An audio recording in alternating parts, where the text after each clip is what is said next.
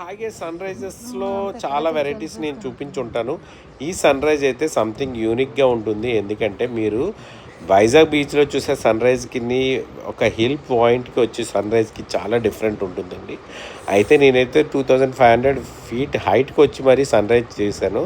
ఇది వచ్చి Madagada view point. చాలామంది మడగడ వ్యూ పాయింట్ వెళ్ళకపోతే డెఫినెట్గా వెళ్ళండి.